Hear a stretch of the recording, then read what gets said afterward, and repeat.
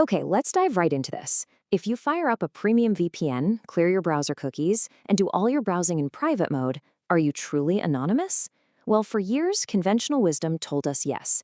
But in July 2026, a hacker was tracked across multiple countries and proxy servers. And the crazy part? They weren't tracked by their IP address. They were caught by an invisible, entirely unchangeable tracker baked right into their operating system. It turns out the standard privacy tools we all rely on are completely blind to what's actually happening underneath.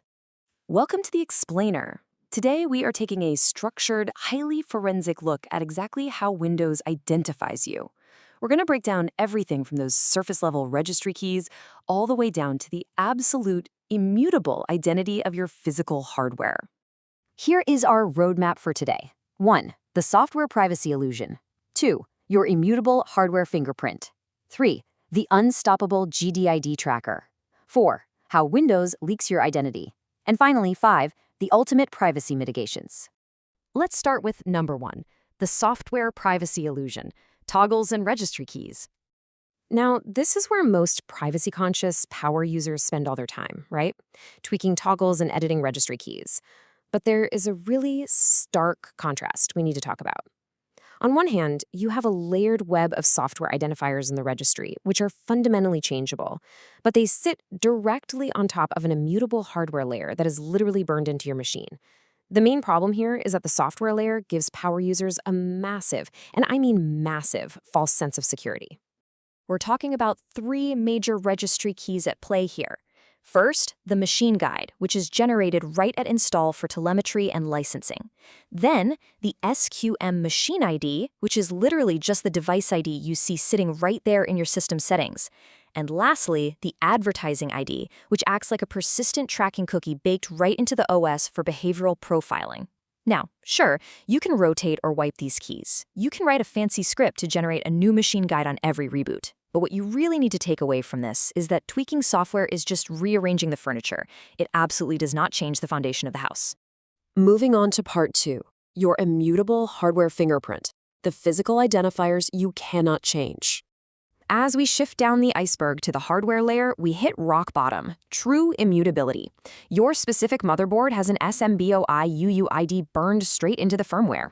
Your TPM chip, it's got a cryptographic key called the EK-pub baked in at manufacture. The CPU die itself, your drive's firmware, your GPU, they all have persistent physical identifiers.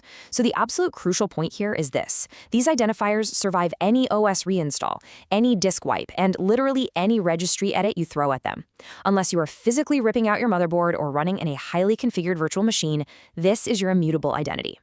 And Windows leverages this heavily through something called the CHID, or Computer Hardware ID. Windows actively computes a SHA-1 hash over those immutable firmware fields from your motherboard on every single boot. It doesn't even need to store this ID persistently in the registry. It just recalculates it from the physical hardware data every time your machine starts, completely uniquely identifying you for driver targeting and updates. Which brings us to number 3, the unstoppable GDID tracker, the identifier with no off switch. To understand why all this hardware immutability matters, let's jump back to that real-world case from July 2026. The FBI used a Windows identifier called the Global Device ID, or GDID, to track a suspect linked to the Scattered Spider group. And they tracked them across VPNs, across proxy servers, and through 3 different countries. When asked about it, Microsoft confirmed the GDID exists, and more importantly, they confirmed it has absolutely no off switch. None. This proves beyond a shadow of a doubt that network obfuscation like a VPN is simply not enough if your operating system is quietly whispering your true identity up to the cloud. So how does this whisper actually happen? Well, it's a 3-step transmission chain. Step 1, the moment you sign in with a Microsoft account, a service provisions the device and receives a 64-bit ID minted directly on Microsoft servers.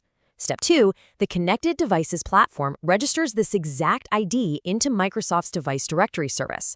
And step 3, delivery optimization continuously reports this global device ID alongside your ISP, your city, and your country data. The identifier isn't just generated locally, it is a totally immutable server-side record securely tied to your hardware and your account. Part 4, how Windows leaks your identity, telemetry pipelines, and network probes. You might think, hey, I'll just turn off telemetry in the Windows settings. But that toggle, it only controls the optional data sliver, things like app usage or feature interactions. The massive pipeline of required data, which includes your hardware specs, driver versions, and crash dumps, continues to flow totally uninterrupted on Windows Home and Pro editions. The system is fundamentally, at its core, designed to phone home. And the leakage happens at the deepest network levels across three main vectors. First up, we've got NCSI probing. Windows checks if you have internet by pinging Microsoft servers. But here's the catch. This probe fires on every network change, crucially before your VPN tunnel is even fully established. That means your real, unmasked IP address is getting logged. Second, Windows uses its own DNS resolver that can completely bypass your VPN's custom DNS to reach telemetry endpoints. And third, DHCP leakage broadcasts your hardware MAC address in pure plaintext on every single network you ever join. And on top of all that OS-level leakage, you've got the application layer. By default, Microsoft Edge practically acts as a real-time keylogger. Every single character you type into the address bar gets fired off to Bing for search suggestions before you even hit enter. It is actively building a behavioral profile that is tied right back to that immutable hardware identity we keep talking about. Finally, Part 5. The ultimate privacy mitigations. What you can and cannot do. So, what can you actually do to fight back? Well, we do have a few layers of defense. In the registry, you can set a policy-level key like allow telemetry to 0, which enforces minimum data collection. You can also dive into your services and manually disable the daemons responsible for data exfiltration, like Diagtrack and CDP's VC. And thankfully, there is some fantastic automated tooling out there, things like O&O Shutup 10++ or the open-source NoGDID PowerShell scripts that make this hardening process repeatable. But be warned, Windows feature updates frequently just re-enable these services, so it requires constant vigilant auditing on your part. Honestly, the most durable mitigation you can apply locally is represented by one simple IP address, 0000. By using a host file or a network-wide DNS sinkhole like a Pi-hole, you can map Microsoft's telemetry domains into a complete black hole. If the telemetry service cannot reach the endpoint, it simply cannot report your hardware identity. This is network-level blocking, and it is vastly more reliable than trusting OS-level toggles to behave themselves. But listen, here is the hard truth you need to take away from this explainer today. Local mitigations only stop future exfiltration. They cannot and will not delete the immutable records Microsoft and law enforcement already possess. The very moment you sign in, the GDID tied to your hardware exists permanently on their servers. Network blocking stops your machine from re-registering, sure, but it does not act as a time machine. Which leaves us with a pretty provocative final thought. If your motherboard, your CPU, and your TPM chip form a hardware fingerprint that is truly 100% immutable, and the operating system is structurally designed to broadcast it, is true privacy even possible on Windows? Or, for high-stakes privacy requirements, is it finally time for the nuclear option, leaving Windows entirely for a system like Linux or Tails? It's a fundamental question about who really owns the identity of your machine.